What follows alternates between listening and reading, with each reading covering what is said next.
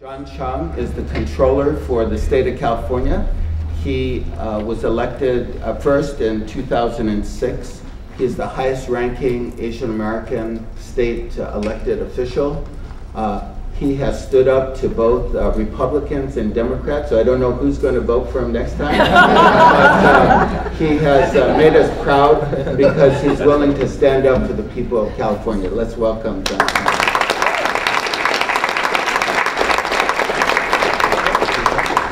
Now, Julie Fong has had a tremendous career in films, producing videos, but how many of you know anybody who has both received an Emmy and a Grammy Award? Please welcome Julie Fong. Whenever I look at the C-100 videos at our annual gala, and by the way, 2012, write this down, 2012, April 19th and 20th, the national conference for the C-100 will be right here in Los Angeles. So we want all of you to help us make it a tremendous success. April 19th and 20th. Andrew, is that right? Yes. Yeah. But whenever we have this gala, Julie has done this very creative, very energetic video on the Committee 100. And through that, you could see her passion and creativity, and that's what it really takes. Charlie Wu. Now, how many of you know physicists who then became toy magnets, real estate magnets? Well, that's Charlie. I don't know. Well, he made a lot more money as a toy magnet, but he and his family developed the whole downtown area into this toy wholesaling, retailing center. And certainly the city of Los Angeles has benefited. Charlie, besides having a very successful toy wholesale and retail operation, has been, I think, the first Asian American to chair the Los Angeles Chamber of Commerce. So he's also the head of Kwoh, which is trying to empower Asian Americans in the political field.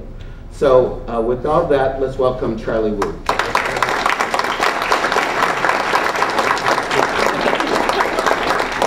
So those are my 2 or 3 liners. Now I'd like you to introduce yourselves in a couple minutes. Sure. John. So good morning. It's a great pleasure to be with all of you, and let me thank Apex and the Committee of 100 for convening us all together.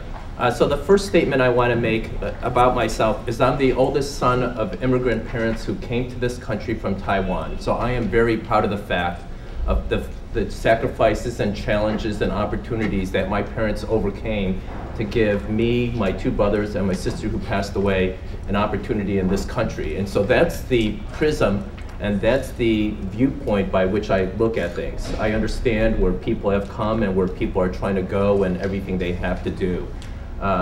My values are formed by the fact that I grew up in a community in suburban Chicago.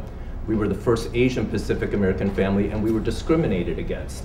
And so I had this incredible feeling of isolation and exclusion when you're different. And as a child, sometimes you have troubles reconciling the fact that this is your homeland versus the values of your parents.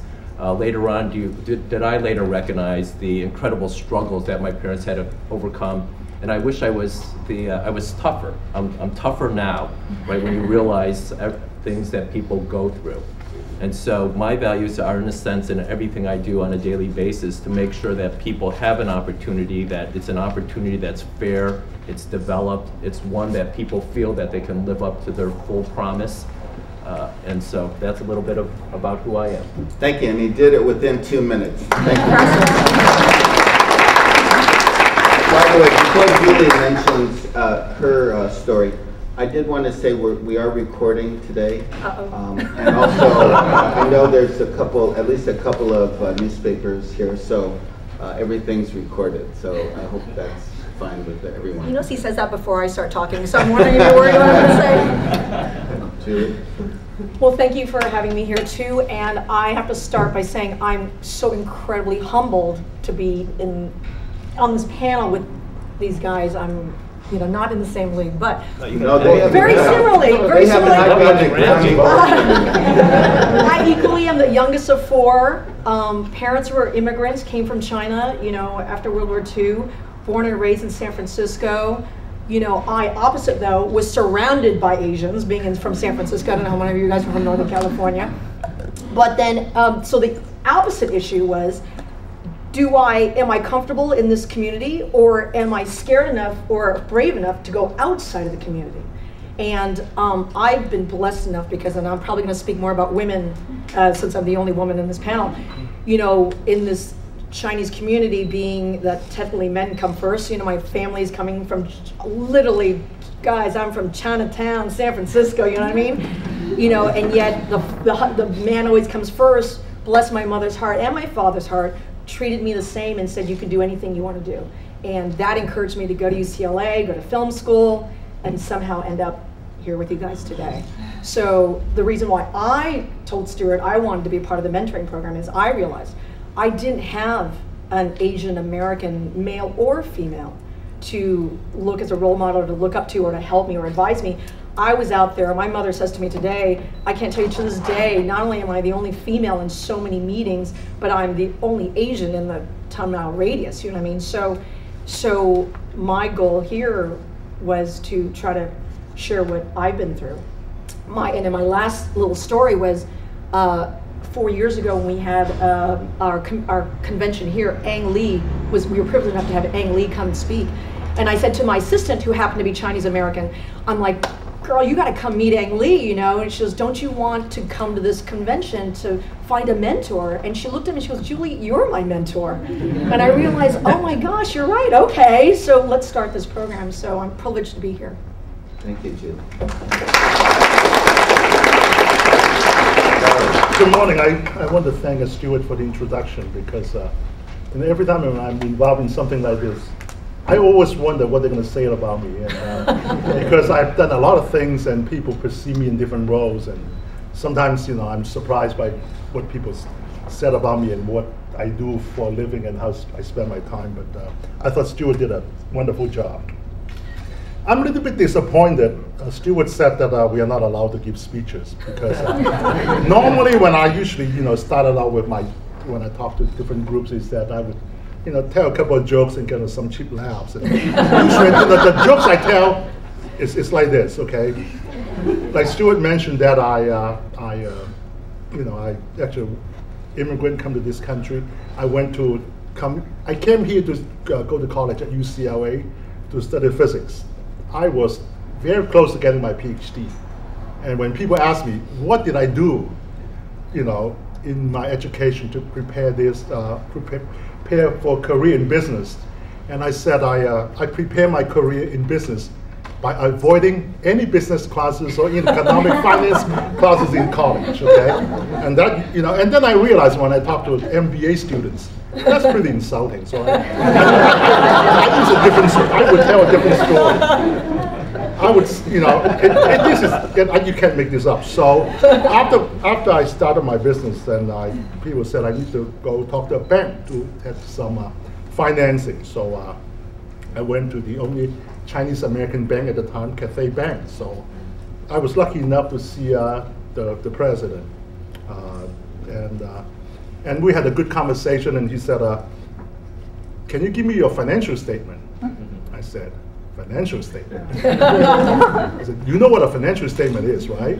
He said, "If you show me one, I can figure it out." He said, "You know, it's a profit and loss." I said, "Okay, I can do that." And a balance sheet. I said, "Wow, what's a balance sheet?" It was nice enough to actually really ask his secretary to pull one from his file. They wipe out the name of the company, and they say, "Can you give me something like that in a couple of days?" It's a whole bunch of numbers. You say, "I can do this, okay? I study physics, and I can do it." The reason I'm telling this is actually, that really reflects the attitude I have towards my business and everything I do, right? In business, people say, you know, you need to think outside the box.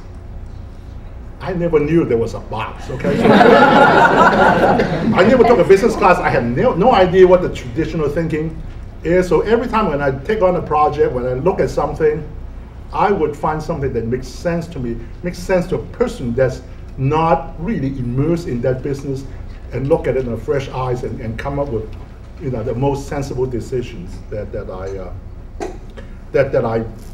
I can possibly do. And I usually pretty comfortable with whatever I do because I have thought it through and consider the risk and the benefit. And the thing about learning how to do a financial statement is, when people ask me to take on a project, I actually would take the time to study it.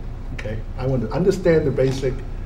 I can understand what every employee in my company does. Okay, I would actually go to the warehouse and spend a day doing the packing of toys and whatever, just to get a feel of what it's like.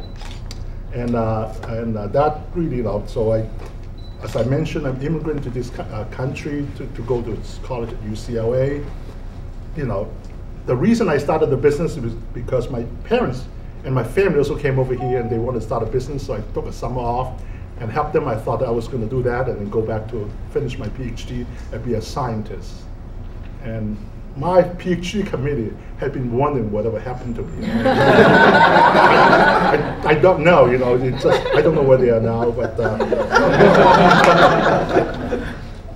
but I, throughout my career from learning science to learning business, and then I realized how important it is, to connect with the Asian community, because I never thought about that when I went to school. Okay, I have to admit, all the Asian American study, I didn't get it when I was in college.